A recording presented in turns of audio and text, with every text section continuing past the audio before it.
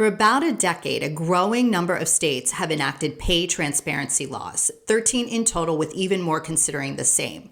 But if you live in a pay transparency state, does that mean you don't have to negotiate as hard?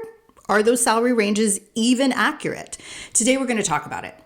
If you're new to my channel, hi, I'm Kristen. I am a former attorney and tech exec turned executive career coach. I help mid to senior level women get promoted and transition into work they love. So a little bit of a backstory if you haven't experienced this yourself or if you're younger and don't remember this time period, but companies used to ask for your salary history. And in doing so, they discriminated, sometimes knowingly and sometimes unknowingly, against women, Black Americans, and Latinx Americans. Multiple studies have shown that those groups prior to about 2016 were paid significantly less. And while not perfect, pay transparency laws have helped bridge that gap. In addition, these laws have shown to build trust among employees. And the data also shows that jobs with salary ranges listed in the description receive not only more applicants, but a higher quality of candidates as well.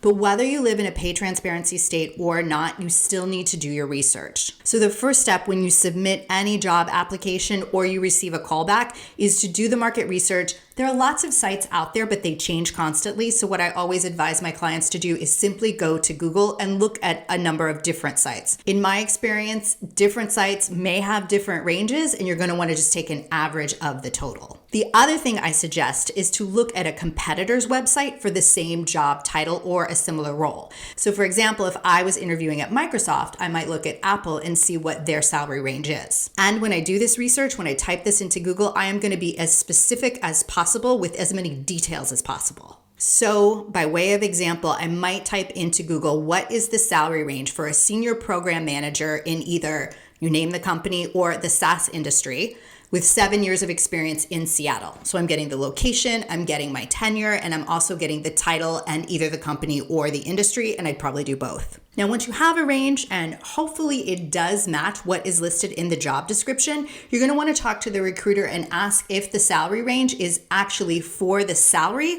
or for an overall compensation package. And if it is for an overall compensation package, what are the elements that that package includes? Actually, I had a client who went through this, and the compensation package, according to the recruiter, included health insurance, which I'd never heard of.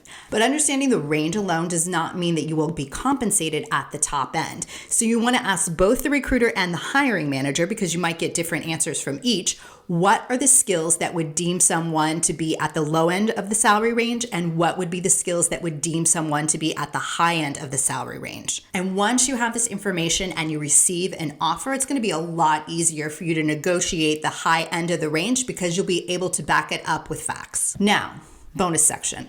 Once you are in the job, I want you to continue talking about your salary with your colleagues early and often, and here is why. Right now, I'm filming this video. It's the very end of 2024, but just a few years ago in 2019, 2020, we had a very different economy where talent was rare and they were paying top dollar for certain skills. I have a feeling in 2025, the market is going to shift a little bit. And what the reality is when you change jobs, you receive a 10 to 20% on average bump in salary, while if you stay with a company, you receive on average a 4 to 6% annual increase. So depending on the economy, you might have colleagues coming in making significantly more than you. And if you find that out, you want to rectify it as soon as possible. If you haven't yet seen my video on being underpaid, I'm going to link that here. So if you're in that situation where you find out a colleague is making more, you can know what to do. And if any company tells you that they have a salary confidentiality policy, I can assure you that they don't.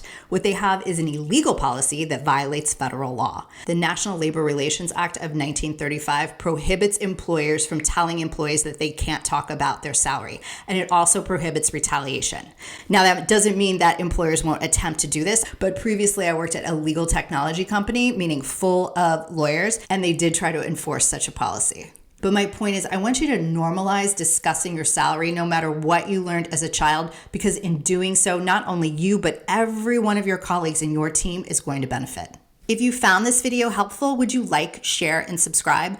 My intention with this channel is to build a community of kind, supportive job seekers so we can cheer each other on, help each other find roles, and also help each other get promoted. I come out with new videos each week, and until then, take care.